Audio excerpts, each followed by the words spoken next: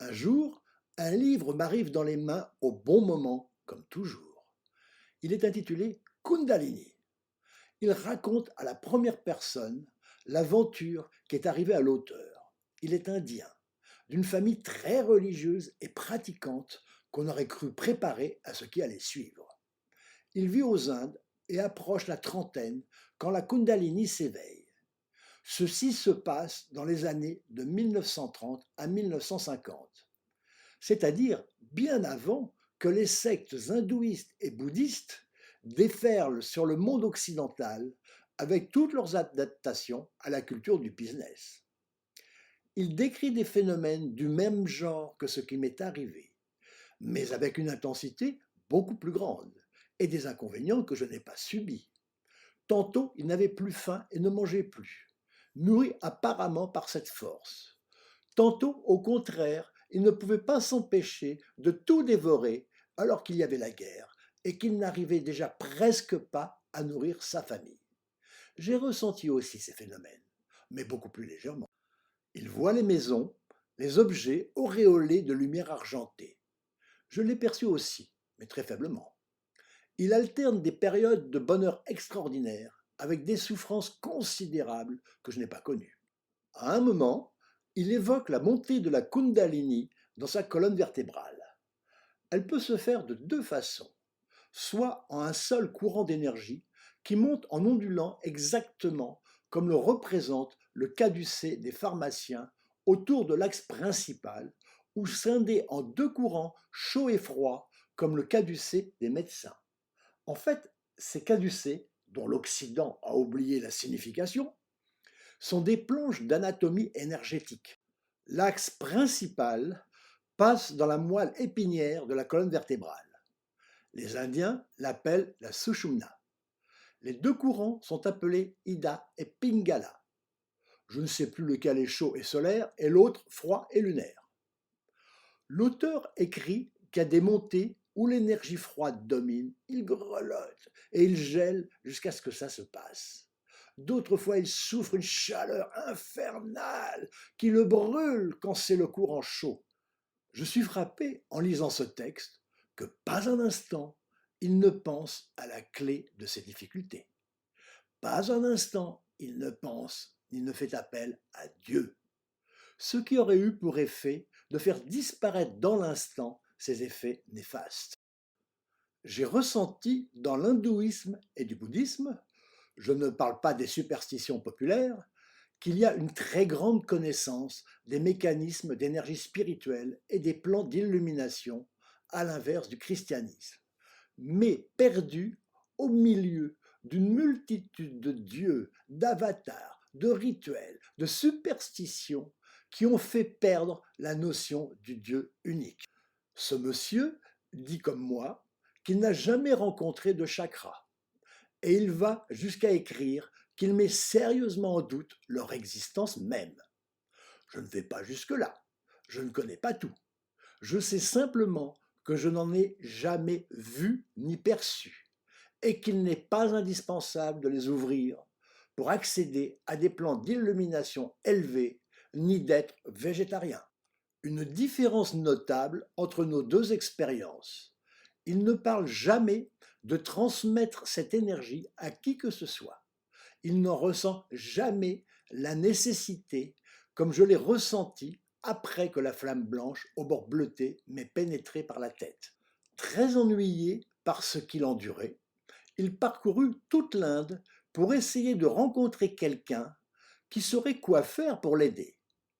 Il rapporte qu'il rencontra de nombreux sages, ascètes ou gourous et qu'aucun n'avait connu un éveil de la Kundalini, accidentel ou provoqué, dont il parlait pourtant avec tant d'aplomb à leurs disciples. D'autres personnes arrivèrent à qui je transmis l'énergie. La première fois, seul à seul. Et si c'était concluant, on se retrouvait en petits groupes. On s'asseyait en cercle, en se tenant par la main, et dans le noir, ou au moins une grande pénombre. La plupart du temps, il ne se passait rien de particulier que cette sensation bienfaisante de sentir l'énergie nous pénétrer et circuler de main en main. On a eu aussi des expériences étonnantes. À des moments, on se sentait transféré, entre guillemets, dans la conscience d'un animal. Comme je n'ai pas noté ces moments, ne me souviens que de quelques-uns. Une fois, je me suis retrouvé dans la peau d'un âne, mais pas avec ma conscience d'Alain. J'étais un âne. Entre parenthèses, certains seront peut-être d'accord. Et c'était normal et banal d'être un âne avec une fonction et une perception d'âne. Une autre fois, je fus un insecte volant, peut-être une abeille, sans en éprouver de surprise. J'étais abeille, un point c'est tout. J'ai aussi été asticot, sans aucun réflexe de répulsion.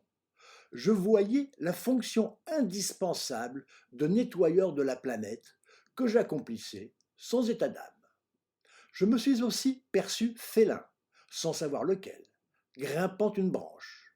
Une autre fois, j'étais un aigle. Dans toutes ces expériences, plus ou moins fugitives, je n'avais aucune mémoire ni réaction d'être humain. Je n'étais plus Alain, mais l'être investi. Ai-je été tout ça dans d'autres vies?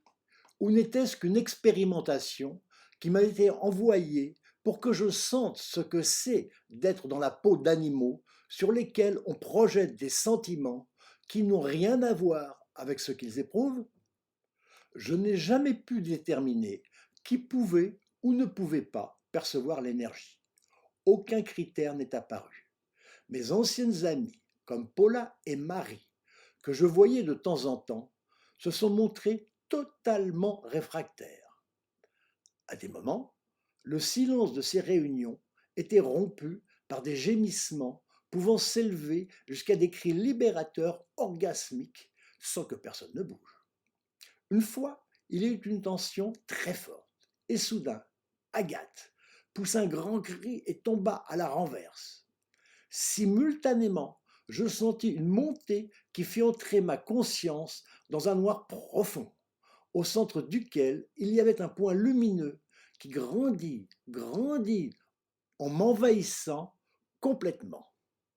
Au centre de cette lumière, il y eut un nouveau point noir qui grandit à son tour jusqu'à tout envahir, et encore un point lumineux au centre, dans un noir encore plus profond. Ce point grandit avec soudaineté, dans une très grande intensité, et ma tête explosa, entre guillemets, dans une bulle de lumière construite d'une multitude de structures lumineuses qu'on peut comparer, bien que très grossièrement, à des diamants étincelants. De par la fulgurance, la force et la luminosité de cette vision, j'ai pensé qu'il s'agissait du diamant foudre dont parlent certains grands maîtres hindouistes. Cette soirée se passa vers le début mars 1983.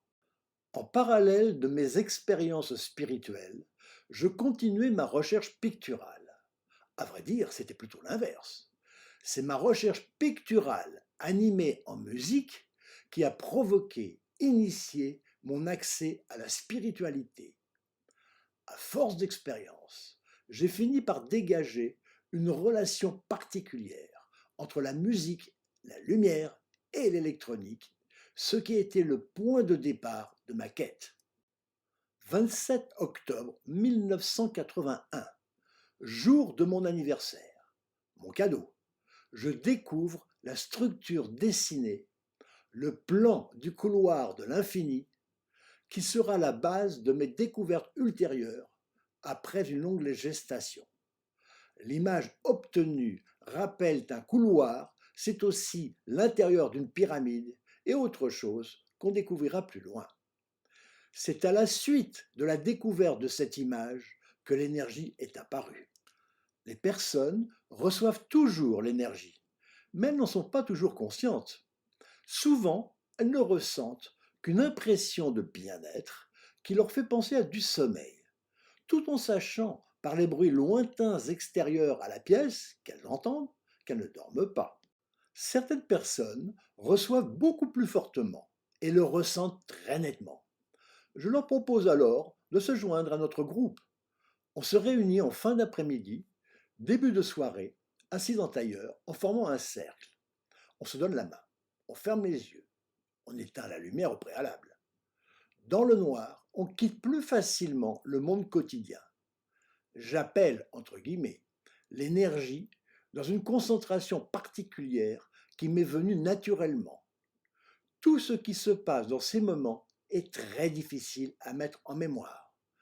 Si je tente de mémoriser les différentes phases pour les rapporter par la suite, je descends sans pouvoir remonter, entre guillemets, au même niveau ce jour-là. Ce qui reste d'une séance est généralement flou, inracontable. Les visions sont des moments grandioses, exceptionnels, qu'on ne peut jamais prévoir. Un don, un message venu d'ailleurs. Au début, les séances se passaient dans le silence le plus complet. Puis on a commencé à entendre des gémissements, des soupirs de satisfaction poussés par les uns ou les autres, puis des sortes de borborigmes, et même des cris, des petits cris, des grands cris, mais des cris de libération, de jouissance, d'orgasme, une sorte de cri primal. En restant toujours assis, sans bouger, par la suite, ces sons vont se moduler, s'harmoniser, s'humaniser, jusqu'à devenir des chants, et on va fonder Dream Maker. L'envie me vient de transmettre l'énergie à distance par le téléphone. C'est venu quand Fumi, ma compagne, est allée rendre visite à sa famille au Japon, à Tokyo. Quand elle m'a téléphoné, après m'avoir donné les nouvelles et qu'on se soit dit au revoir, je lui demande de fermer les yeux. Je me concentre, j'appelle la lumière et paf, c'est parti. Elle le ressent comme si elle était à côté. On reste un moment en ligne, silencieux, connecté sur un autre réseau, dans une autre dimension. Je peux entendre au son léger qu'elle émet qu'elle l'a bien reçu. De mon côté, à ces moments, j'ai souvent une vision intense d'un anneau avec une boule au centre, ou une croix légèrement dorée qui continue encore après que nous ayons raccroché. C'est bref, très intense, beaucoup plus que quand j'appelle, entre guillemets, pour mon seul usage. Comme elle s'est rendue au Japon plusieurs fois par an pendant de nombreuses années, nous l'avons expérimenté presque à chaque fois.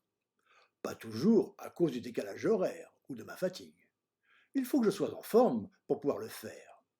Je l'ai expérimenté aussi un peu avec Colette, qui participait au chant de Dreammaker, et le phénomène a fonctionné de la même façon. Pour la transmission de l'énergie passant par une autre dimension, la distance terrestre ne compte pas. La recherche à la fois terrestre et céleste. Pendant un de mes grands voyages, entre guillemets, dans une autre dimension, en méditation, j'ai l'impression que ma conscience est dans un tunnel, comme dans une mine de charbon, et qu'elle recherche des solutions pour pouvoir avancer dans ce couloir de l'infini. D'un seul coup, j'ai la sensation qu'il y a quelqu'un d'autre de l'autre côté de la paroi du tunnel. Et il cherche aussi. C'est comme si cette quête était menée sur Terre et dans l'autre monde en même temps. Je serais l'ouvrier, l'instrument humain, terrestre, chargé de la réalisation de l'œuvre, avec une certaine latitude, mais piloté, guidé, aidé par quelqu'un, une conscience, une force supraterrestre.